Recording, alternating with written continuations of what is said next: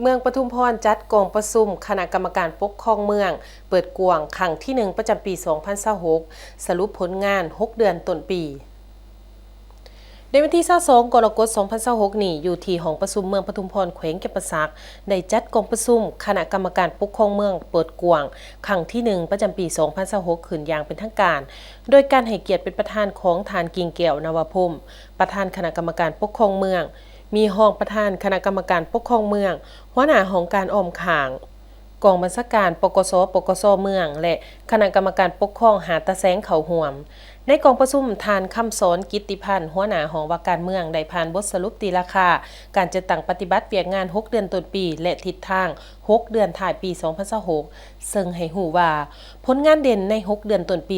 2026ในนั้นมีเวียกงานป้องกันศาสตร์ป้องกันความสงบรักษาความสงบลาดตระเวนตามชายแดนและเขตอุทยาน21ครั้งหม่างคดีอาญาได้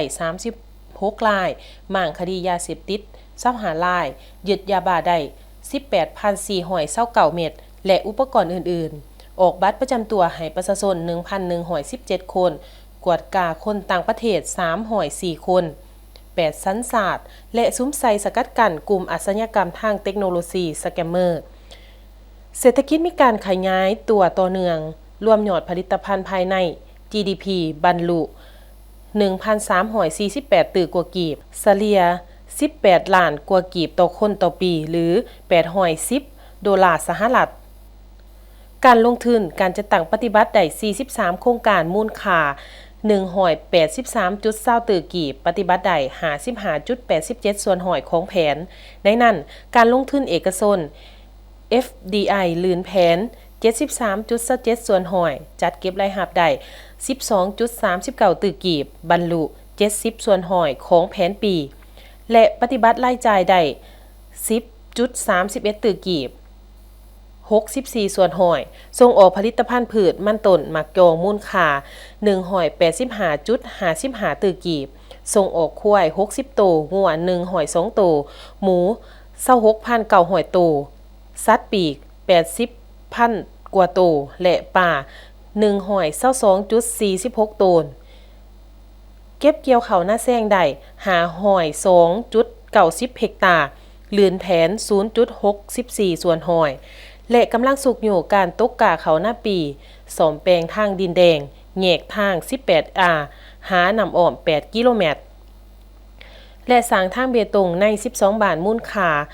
2.25 ตึกกีบขึ้นทะเบียนหมายเลขโทรศัพท์ได้ 682,925 เลขหมาย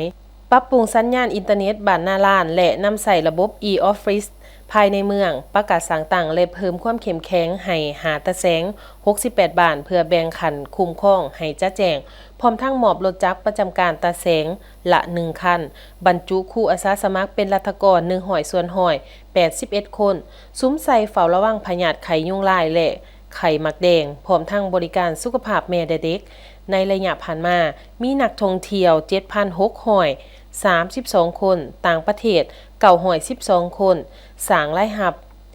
2.40 ตื่อกีบและสำรวจแหล่งท่องเที่ยวใหม่ยอดหวยโตโมะแก่งแซ่หินตัง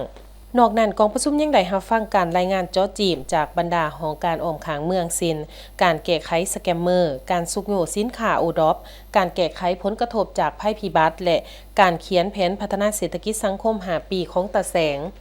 ในตอนถ่ายทานกิ่งแก้วนวพรหมได้มีคำเห็นโอล่มและเน้นนักให้ทุกภาคส่วนสืบโตเพิ่มความรับผิดชอบเอาใจใส่แก้ไขจุดอ่อนของคุ้งข้างและเพิ่มทวีความร่วมมือเพื่อจะตั้งปฏิบัติแผนพัฒนาเศรษฐกิจสังคม6เดือนถ่ายปี 2026ของเมืองปทุมพรให้บรรลุตามคาดหมายที่วางไว้